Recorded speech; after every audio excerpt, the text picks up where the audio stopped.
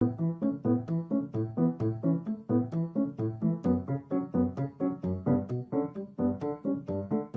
I'm Nicola, and welcome to the Being Our Best podcast. I'm a coach, and I have been a coach my whole career. For the last 2 decades, I've worked with executive leaders, professional athletes, and people who genuinely want to be their best in whatever they do in organisations across the world. And I love what I do. Every day I get to stand side by side with my clients, looking at their world, and quite honestly, I'm amazed by it all they are and all that they lead. We look at what they want, we look at what they're moving towards and what that is at its very best. And we look at who they want to be and who they need to be in order to achieve that very thing, who they are at their best, how they do that, and how they show up in their world as that person, and the version of themselves that people want to be on the journey with too.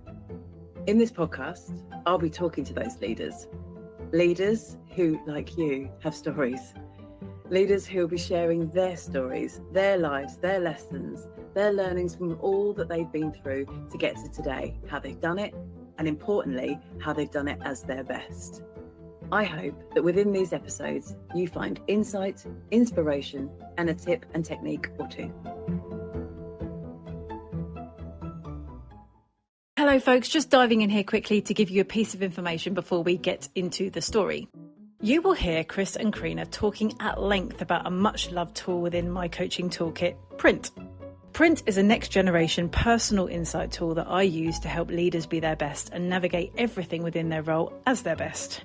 Chris and Crina have been using Print for many years, and from the outset in this conversation, you will hear them talking about its model, its numbers, and how that model has shaped how they lead for the good. They reference its psychological model and how that helps them curate how they lead in their role and also create culture within their organisation. If you haven't heard of Print, it goes far beyond describing style or personality or behaviour. Everybody's print is different, with the model explaining why we are the way we are and our unique unconscious motivators. These create our best, most high-performing selves and also our shadow behaviour that may unintentionally limit our potential. And if you're a leader, well, this is really useful, usable information. So you'll hear Chris and Crina talk about it. And because Print is so personal, if you would like to understand it or perhaps even explore discovering your own, drop me a line and we can make that happen. Enjoy. Welcome, folks. Today I am joined by Chris and Crina, who are Chris and Crina. I know you both as Deputy Chief Exec and Chief Executive of Lhasa. You as an organisation do really important things. I will leave you to share the depth of that and the detail of that.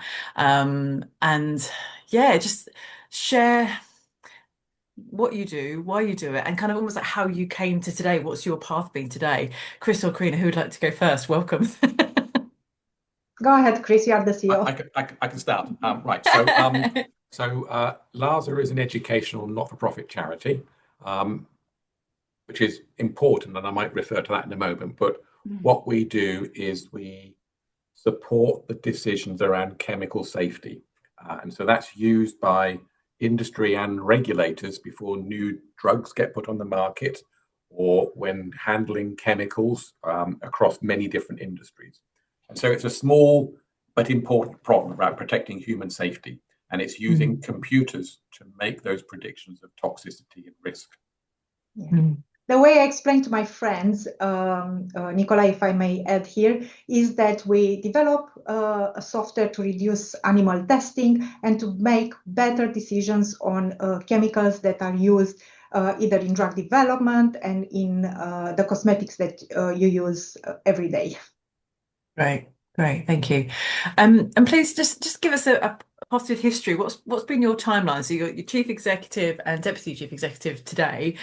Just can you tell us what's been your timeline to today? So I trained as a synthetic organic chemist, and then I joined Pfizer, and I was there for 20 years working on drug research. And during that 20 years, the biggest barrier to success has always been toxicity. So I was always interested in, can I predict toxicity? Can I learn from other people's failures to get drugs on the market? And I came across Lhasa software during that period. And I moved to Lhasa in 2011. initially to be the director of science, and then more recently the chief exec. From my side, so I graduated as a chemical engineer, actually, from a university in the heart of Transylvania, in Romania. So the city is called Cluj-Napoca. And then I went for a PhD in natural sciences in Germany at Heidelberg University. After that, I moved to do some global program management in oil and gas. And then I moved from there to Lhasa, so really into computational chemistry and toxicology. And I know it's not an obvious path to make this transition, but again, Lhasa's missions the purpose that we talked earlier about, really made it for me. And once I've discovered the company and this purpose, I really wanted to be part of it. So here I am today.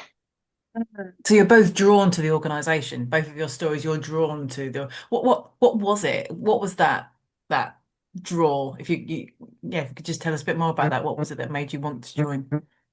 For me, it was this knowing that Lhasa has a purpose and contributes towards reducing the animal testing and making this better regulatory decisions, because ultimately on chemical safety, because ultimately we want to contribute to public health, and we can do that by supporting regulators to approve drugs that are safe. So for me, this purpose was an amazing purpose of the company, to want me to really join the company. Therefore, the transition from I already have, my background is chemistry, the transition from chemistry into computational talks here. Yeah. And Chris? And from me, I'm super curious, and I want to understand why. And so Lhasa gives me that opportunity to understand why. It comes back to my print. Yeah, I want to be knowledgeable. I want to understand background. And of course, Lhasa is a mechanism by which I can work with the smartest people across the world to understand the science that causes chemicals to be safe or not safe in humans. And so for me, it's like scientifically, it's so interesting, because every day I learn new pieces of science. And it's by working with those smart people around the world that makes that possible. Nowhere else gives you that chance. Really? So I'm just listening to the kind of the themes in what you're saying. So we're talking, forgive me if I have this slightly wrong, but scientist, curiosity, engineer, purpose, meaning. And you've already mentioned print. Not everyone will know what print is, so we'll talk to that in a moment. But I can hear your print in both of those, as you've alluded to already, Chris. So you two are now in leadership roles. What's that been like, making that transition from scientist, engineer to leader? Tell me a bit about that. For me, it was a lot of learning. I would say I've had to move from a place where, with my print, I'm an 8-4. Yeah, I want to be independent, autonomous, and I'm very focused on action. So although in the past I used to do research and I used to do the actions myself, when I moved in leadership, I realized that what I needed to learn best was how can I get the best from people, how can I coach them to do what needs to be done for the organization. Right. And that was a completely different approach because I suddenly felt vulnerable from, I know I can do that, I know by when, to having to rely on everyone else to do the job. Because I wasn't in a place where I just could do it myself. Yeah. And you, that's again, talking about your print slightly, but it's you know how you do what you do. Yeah, you know how to achieve what you need to achieve. And leadership, there's still that lovely sense of meaning in there, in terms of you knew what was important and what needed to happen, and your study almost in that transition was, how do I work with people so that they connect to the same meaning, so that they do the things that need to be done, and how do you work with people to enable that? Yeah, and that's why I think that using print profiling actually helped me a lot. So I'm really grateful that I started to use it already when I was transitioning in leadership role. And that's not really to learn how to put people in boxes, but to understand what drives them. So what is that they are protecting, for example, because we all know what's important to them, and what is that makes them feel safe enough, for example, to take a risk or to do an action or to tell me about a problem. So, but and once we know that what matters to them, then the challenge that I give, I know that we'll learn differently. And also when we have to have that difficult conversation, for example, that can be heard rather than trigger defensiveness. So the print profiling was really, really important in this process. So you've used it to develop your leadership approach in understanding people, understanding how you need to flex. How to approach, how you need to flex to approach the situation to get the very best, most almost like person-centered way. Yeah. Okay. Yeah. All right. But yourself, Chris, what have you been thinking whilst we've been talking? Well, so doing science and doing leadership, they have some similarities, but a lot of really big differences. The thing that's similar is you have to keep learning. You can never think, I've got it, I understand it, I'm finished. You're constantly having to learn and apply new tools. And that's where the differences come, because the tools are very different between leadership and science. Science is very rational, very logical. And if you present information, there's a mechanism by which you can get everybody else to agree with you purely through the force of the argument and the logic. That doesn't work with leadership. You can't just say, clearly, it's obvious, isn't it? Everyone must agree with this. It's there in the data. Exactly. So you cannot take the scientific approach and just bludgeon people with data and hoping that they'll see the same thing as you. We have to realize that we all have our own realities and they're all true for us and they're all different from one another. And I think that's one of the hardest things as a scientist to recognize, that you can't just expect people to have the same perspective and view of a problem that you'll have, and you have to have different techniques and tools. And print is one of those powerful techniques that allows you to understand better where they're coming from and how they perceive problems and how they perceive issues, which allows you to shift. And as a leader, you have to take that responsibility to do more of the shifting. Yeah, and that's what I'm hearing. People to shift to you.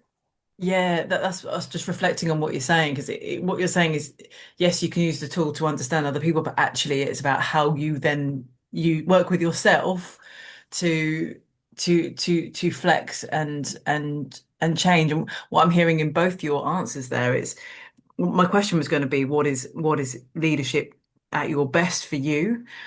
And I think what you're saying is actually it's not it's almost like leadership at your best isn't necessarily how you would do things. No, you have to work with what you've got within the situation.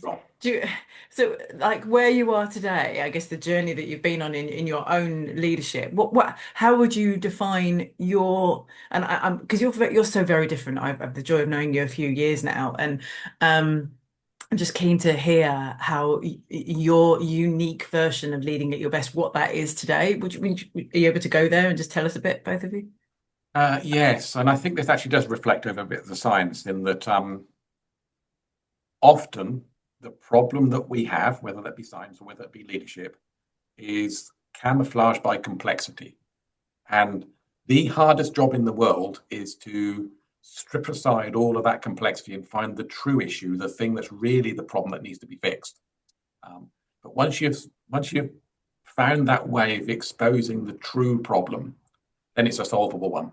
While it's covered in complexity and distraction, you can't actually get hold of it and tackle it. So the hardest thing is finding the cause, the source of the problem, get rid of the complexity and the distractions. And it's really difficult to do. But once you do it, you think, actually, now I know how I can tackle this. Okay. How do you, that whole kind of people around you piece, and we lead people, not things, don't we? how do you work with that today? How do you work with them to unlock that? I've found that I'm very visual and I love infographics. And if I can find a way to put a diagram together, it's the way which you can transmit the thinking or the perspective in a way that lands more easily. I try and use analogies a lot as well, but sometimes they're distracting rather than helpful. Maybe I'm not very good at choosing them. But in fact, finding a way to put it diagrammatically always cuts through. So to me, it's finding that simplicity in a diagram. So you take, so your focus is finding the truth, the source, the truth of the matter, so that you can make the right decision and move forward.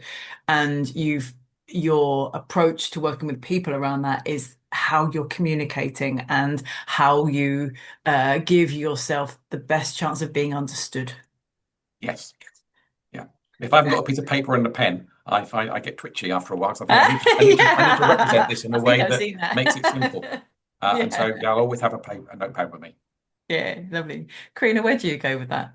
Your version? So, yeah, if I had to put it plainly, how I am myself at my best as a leader, I would say I have very high expectation, at the same time, real care for people. And I care about the person, not just about the output that they are giving. And I believe in people. I want them to grow beyond of what they think that they are capable of. And I will invest myself in that. So, but I won't tell anyone something is good when it is not good. So, because then I think that's not care. That's okay. Really. Oh, yeah. So yeah. So you're I'm quite direct, and I like to provide in order for people. That comes from the right thing by the other person. Yes, I'm in their service in that way, because I think we need to be honest with each other and where we are at every moment. So yeah, I like to focus a lot on people. Yeah. And when you think about your leadership journey, where you are today or historically, can you tell me about a time where you've been really proud of in your leadership journey, like something you've achieved, or a moment when you thought, yeah, this is great. A moment that you've been proud of, really. I think for me, it's when you invest in someone and suddenly you see that that's paid off, and you see them grow in front of your eyes, and you see the difference it makes when you give somebody wings, give them a chance, an opportunity, and it's super rewarding to see them confident and progressing.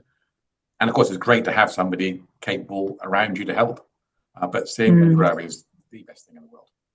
And Chris, if you don't mind me asking, what is your part in that? So you invest in them, you give them the opportunity to grow. What does that look like at its best from your perspective? Sometimes it's giving space, sometimes it's giving confidence, sometimes it's giving a light structure to get started. But in the end, it's innate in people, and it's just finding the way of opening so they can get it out for themselves.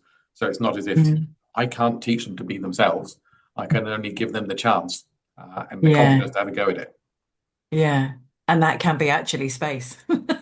Yes. Stepping back, letting them. And that's hard for me to do, because I love detail. Very hard. Yeah. Okay. And so so if that's hard, you work with yourself in that?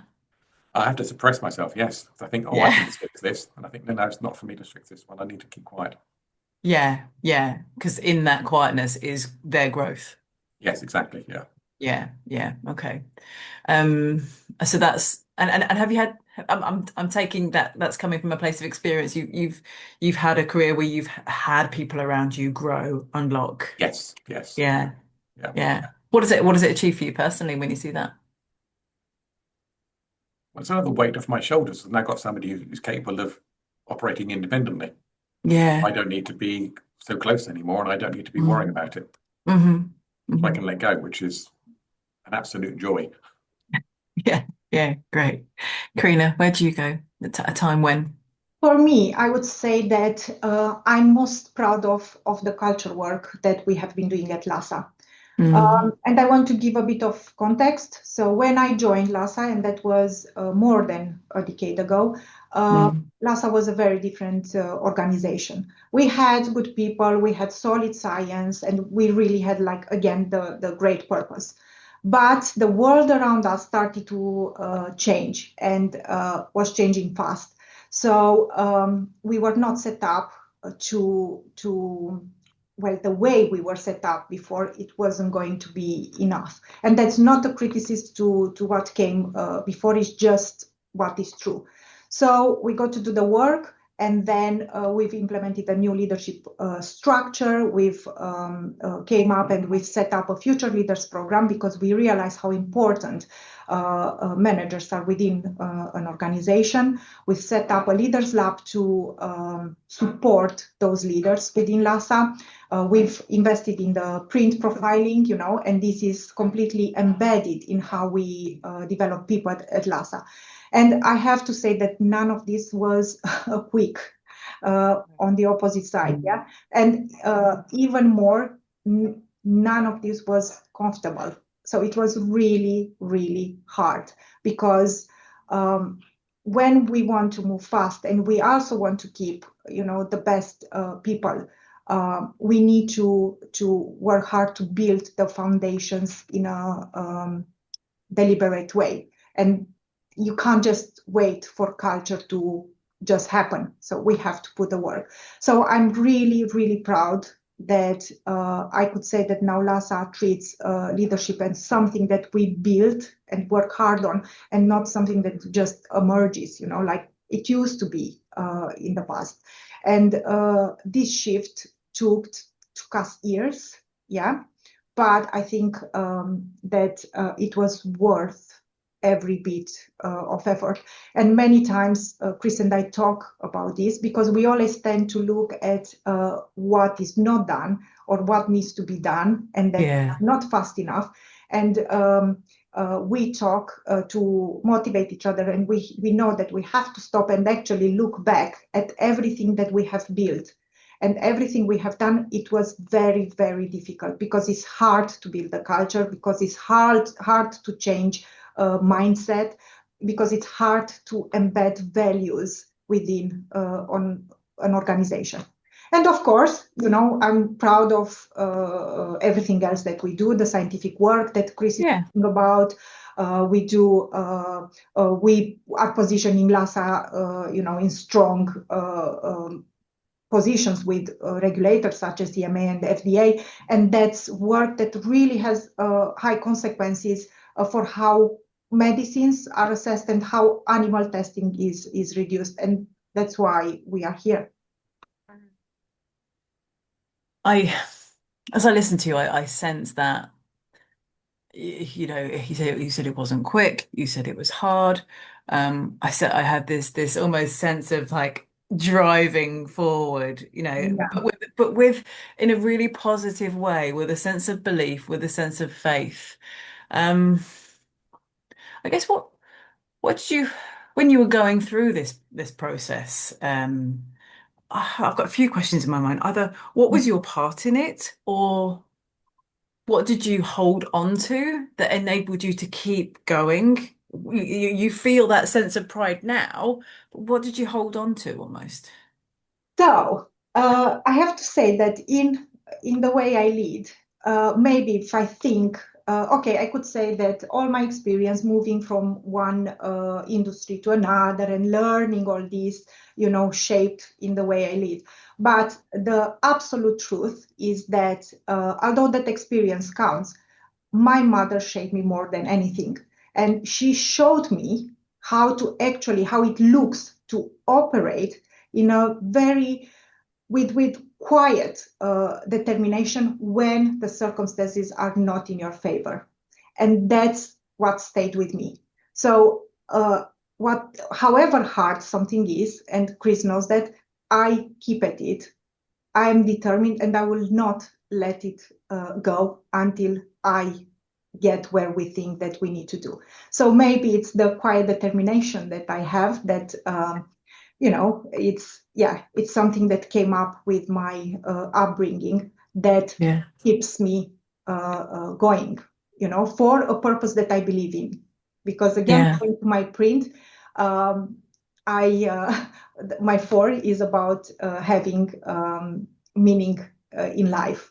And what we do at Lhasa has a lot of meaning, not just professionally for me, but also personally.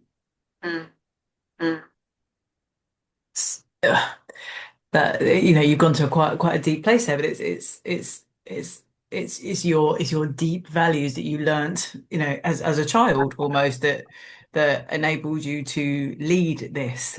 Who your mum taught you who you were and how you need to be at your best, and you've held on to that, and that's enabled you to. I almost sense there's 2 levels of meaning here. There's the meaning of what the organization does, but your clarity of vision of how the organization needs to be to serve that. You haven't said those words. Foundation, in order for us to be successful, and culture is the foundation.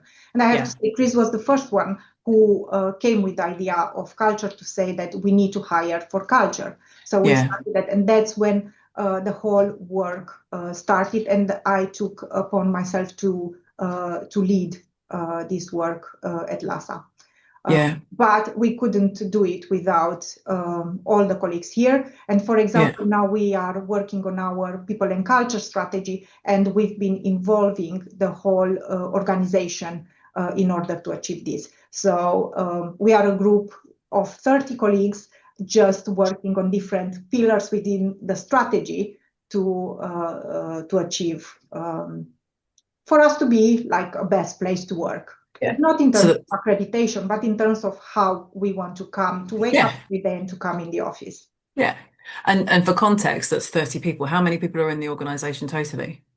There are 200, but I mean, like, we have offices in Europe, so in Poland, Germany, we have in the United States, Latin America, so Brazil.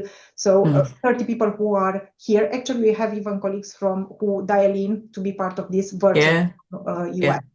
So it's a significant proportion that you're almost like building this with, who are engaged and playing a part. Yes. Okay. Chris, anything to say? Yes. So to add to that, these changes are really hard work. There's no escape from the fact that you have to be in there. But 2 things have made it easier.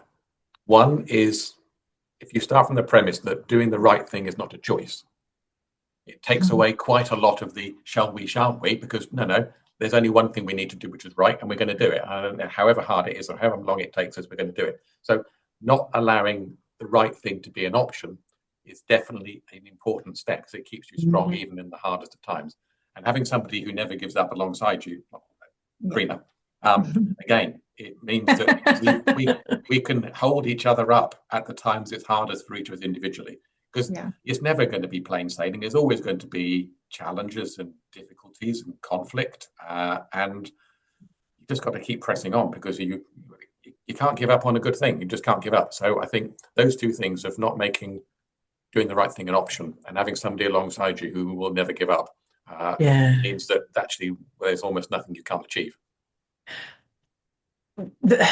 I don't know if the listeners and the viewers will capture this, but I know you to be a team, the 2 of you, and we're getting a sense of that now in what you're saying.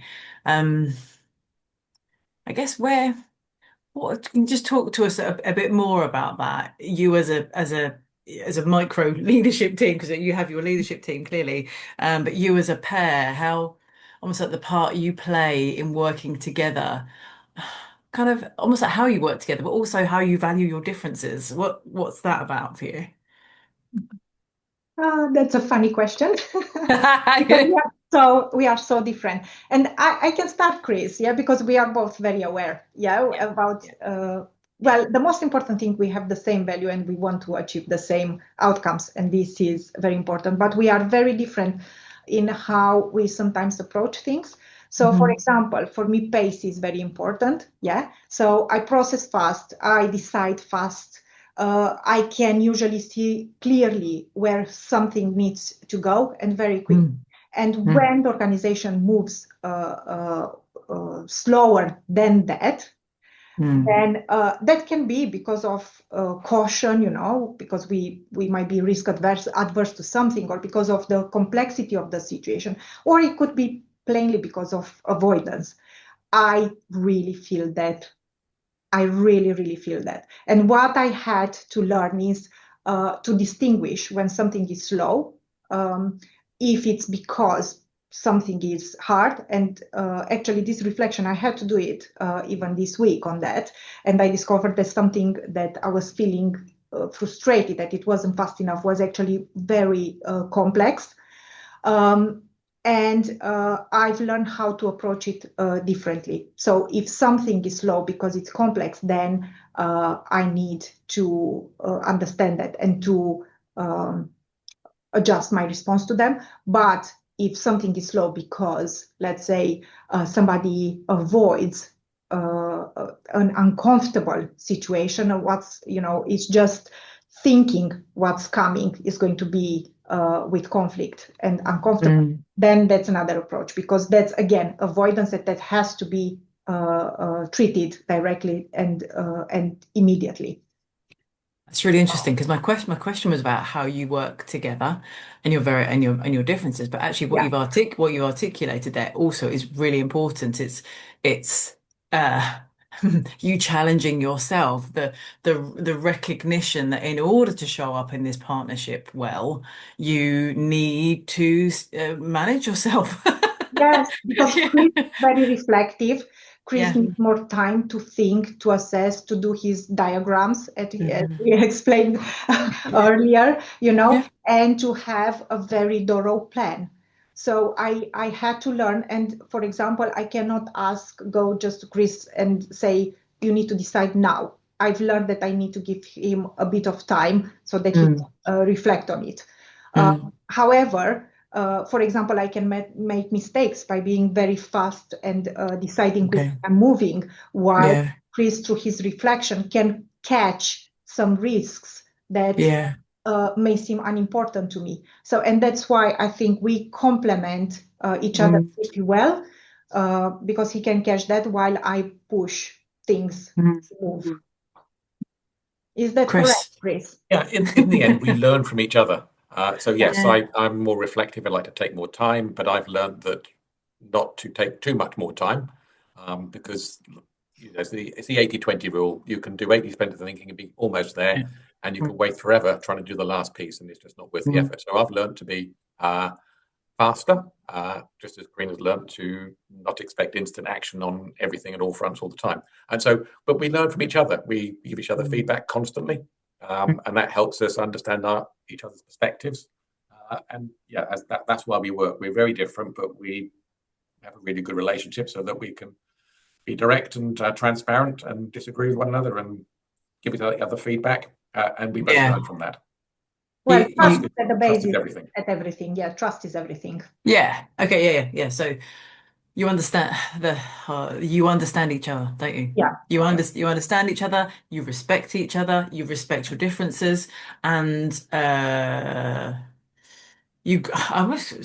bit of a cheesy way to say it, but you're growing together in a way by learning from each other. And to use the phrase you used earlier on, Chris, you give each other space to be who you need to be. Okay. What do you still find tricky? What's still tricky for you, as in a leadership context? For us at the moment, it's probably managing change and bringing an organization that's probably tired of change. Okay. But we live in a world, I mean, we hear a lot about AI on the news, but we are in the kind of the cutting edge of it, because we use AI, we develop tools which are AI, so we can't afford to be slow.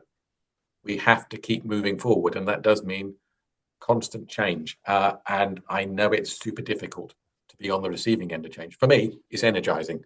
I want to do the next thing. I want to learn the new approach. I want to apply it. I want to see the value being generated from it. So for me, it's positive, but I recognize that I've got an organization to bring along through that change. I'm probably thinking, can't you just leave us alone to do what we do? We do well, and we're comfortable and happy doing it.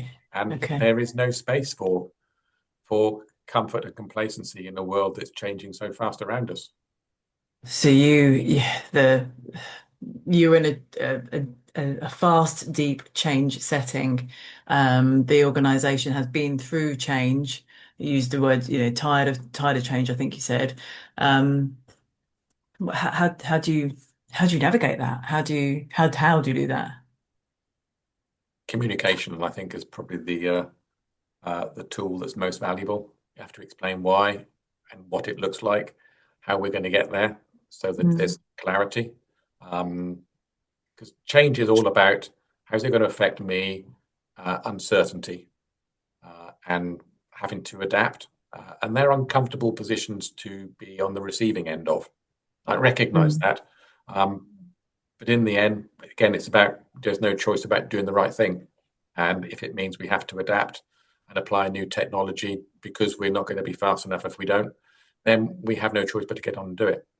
But I do recognize it's hard. But the way we do it, Nicola, so we first identify who are the advocates for change, and we work with these people together, because it's always like, as I said, it's very difficult. People feel challenged, feel attacked by this, because the future is uncertain. And always when we go through change, we have to identify who are those people who are going to help us move forward. And it's never going to be perfect, despite of all the advice in management books saying how you have to implement change, how you have to get the buy-in from everyone. I think, in practice, I've never experienced that. It's always been hard. There has always been conflict when there is change. And no matter how well you think you communicate, somebody who is not happy with will think you don't communicate well. This will always be there. So, and then to me, it's like keeping focused on what you want to achieve and moving forwards, and ignoring the noise, ignoring, everything else that goes. Of course, as leaders, we are attacked in that, because we are, the figure of change, but we have to ignore all that and to keep focused on what we need to achieve and take action towards that. And then once it's done, dust will settle, and everybody will feel stabilized and much better. But it's hard to go through the process. Change is hard.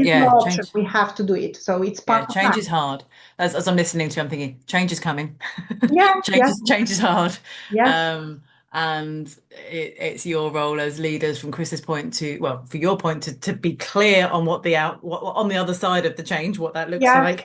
And from Chris's point, to communicate that, to give those people the best chance of being towards the change.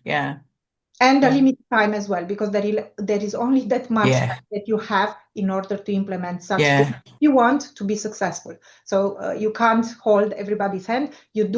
We have to do as much as we can as leader, but we also have limited resources ourselves. You're people, aren't you? You're humans, right? And that in itself is a useful observation. The only thing you are in control of is yourself. Your clarity, how you apply your resources, how you move towards what you want. And as a leader, I think what we're saying here is you holding that vision true, communicating and giving people the best hope and chance possible that they will be with you on the journey. So as you look ahead, then what are you excited about? What are you looking forward to when you think about this next chapter of Lhasa? The technology that we have being built around us is so powerful that you can look at it from a position of being intimidated, or you can think this gives us the potential to solve so many problems which previously have been unachievable. It's a fantastic opportunity. And I think you have to look at it as an opportunity. And I know there's so much noise out there about, it's going to take everybody's jobs. It's not. It's going to change people's jobs, definitely. It's not going to take everybody's jobs. We're not going to be replacing everybody with a robot or a computer sitting in the corner. But the skills we need and the techniques we apply will be different. The problems will be different, but there's still that need for humans to be in there. And it's navigating that change. So it allows us to be superhuman. That's the way to look at it, really, in terms of technology is giving us a power we never had before. And it's not just like in my pocket, my phone has the phone numbers of all of my friends. I don't need to memorize all the numbers anymore. Okay, No. that's a small superhuman piece, I guess. But the technologies now allow us to do so much more than we ever could before, and making it work for us is, to me, very motivating. There's something quite super people orientated in what you're saying there. Is kind of what people are going to be doing is just different. We're all going to be present in this future. We're just going to be doing different things and working with this. And it's just like, how do we want to work with it? What's our part in it almost? Yeah. Okay. Crina? Yes, I totally, I love the superhumans, what Chris just said, because this is, for me, I feel very excited. I like change. I feel excited by it, about the opportunities. I like a challenge, and the unknown is a challenge, to think what are the opportunities out there, what else can we do, and using AI to achieve this in the future. Again, it feels like a superhuman skill, and I'm excited, really. I'm not sure where Lhasa will be, but I'm excited to be here to see what is the potential and what we can achieve. Yeah, there's so much change brings unknown, but for you, I get a sense it's a real positive, exciting unknown. Yes. What else can we do? But not everything's uncertain. So one thing that is absolutely certain is that the value of culture, communications, interactions, how we work together, the human side, is becoming more and more valuable. Okay. So the energy and the effort, the soft skills, the energy we put into culture, and Crina's leading on culture and doing an amazing thing, that's becoming more and more important over time, because that's the piece that makes us human and allows us to work together as humans or superhumans. And so that's definitely not going to change. It's only going to become more and more important. The ability to be really good at arithmetic, well, that's disappeared, hasn't it, really? Because you've got a calculator. You don't need to do that. So you can kind of release that burden from a human having to do long multiplication and division. You just don't need that anymore. But the skills of working with people, building relationships, collaborating, communicating, connecting, they are much more important now. So we can kind of see some things which are more valuable, and we can see some things which are going to become less important. So we can kind of see where it's heading, and we can plan for that and train for that and develop. That's why we're investing in print, because we recognize that understanding each other and being able to form strong working relationships and be our best individually and collectively is something that's going to be super important for any organization. Can you just talk to that? I mean, there's two things I want to say within what you just said. One, you are as a pair of leaders, culture is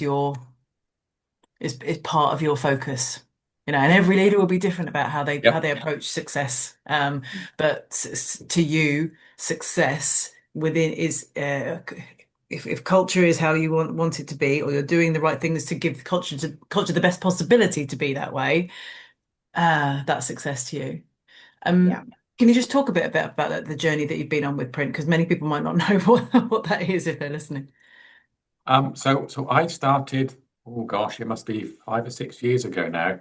It was part of my. I'd say seven or seven. Yeah. So when I became the chief exec, I looked at where I can get some training to help me grow into the role, and one of those opportunities was to go through print training with you, and it changed everything for me in terms of my perspective on me as a person and how I work with others. And so I wanted to share it with my leadership team. And so we went through a few iterations with you to my direct reports. And Crina was, this needs to be across the company. And this is what we're doing now. And Crina, what's that about for you? So it's really getting to know my shadow, for example, which before I didn't understand it very well. That helped me a lot into this to establish the strategies that I take to actually get out of that to be at my best as a leader. And I have to say that one thing that I developed a lot during the print was empathy towards how people may feel about certain things, empathy about looking that we might want to achieve the same goal, but we have different paths there, and they are all valid, is really, trying to understand. I managed to understand better where other people are coming from, and that really helped the work team a lot. And now when somebody who I know their print comes and says something, immediately I can think, they are coming from that position, and it lands well. It's absolutely fine. So I think we developed internally at Lhasa more trust by sharing the prints between us, because this is actually sharing, like being vulnerable with each other. Yeah, it's quite personal, isn't it? Yeah. We expose a lot of things about ourselves. And by sharing this, it has helped us internally to work so much better. So everybody now, and it really helps even with any difficult conversation. So if you start from, can we look at our prints to see what we have in common and how we approach things differently, already is halfway through the difficult conversation. It makes them much easier and not uncomfortable anymore. No, it's recognizing that you are different. It's finding the commonality, the similarity. Recognizing that you are going to come from different lenses, even with that. Absolutely. Yeah. Okay. So you as a pair of leaders are unique. You share a common vision, a common purpose, a common value. What's your unique thing? If I was to say, like, what's your leadership, your mantra for you and how you do things well, or your secret sauce to leading well? I ask this of everyone. Well, like, what if you had a secret sauce or a mantra to leadership life? What would it be? So I've given you one, which was make things simple, because then you get the essence. That's kind of the thing that I do all the day. But the words that I will use very often at the moment through this period of change is this 10% better or tenfold better? Oh. So I use that a lot. I try and use it every day for a month just to see if I do. Because it forces us when we're thinking about change to say, are we making something incremental, like changing one small piece of it, or are we looking at the whole thing and saying, actually, we can change this whole thing, this whole process, this whole problem? And so 10% or tenfold is a really useful way of saying, are we really being ambitious about the change which we need to do? And can we do more? So the value there is ambition. Yeah. Yes. Yeah. And that's the strategy to achieve the ambition. Is that something you say to yourself or to your peers or team or both? Sorry, I think when somebody says I've got a good idea, and the first thing I'll say is that 10% or tenfold? Lovely. I've never heard that before. How lovely. All right, Crina, what's yours? Oh, I don't know how to put it in one sentence, the mantra, but there are three things that I really care about. So maybe you help me, Nicola, find the mantra. Sure. I'll try. Yes. I always I set high standards for everything I do. I aim for the best that I can do there. I have real care for people. So I think that caring for people and being kind. So I mean, being kind, not nice. Yeah. Yeah, sure. Very important. And one thing that I hate and I don't like to tolerate is pretense. So I do not like when we pretend that things are fine and we don't discuss or brush under the carpet, something that needs to be addressed. So I would say I like high standards. I care people and no pretending for me. Let's just be direct about it. I summarize that in my mind as you hold people up and you challenge them to be that person. Yeah. You have clarity on, you can easily see what the best is. And you want that for other people and you challenge them to be that. And that is something that you have as a unique capability, but it's truly important that you do that. And it's something that you do naturally. To me, that's what I really, really value. Yeah. Folks, thank you so much. This has been absolute glorious conversation. It's lovely to be with you. It's lovely to talk to you. Thank you for being here. Thank you for sharing your stories. Yeah, thank you very much.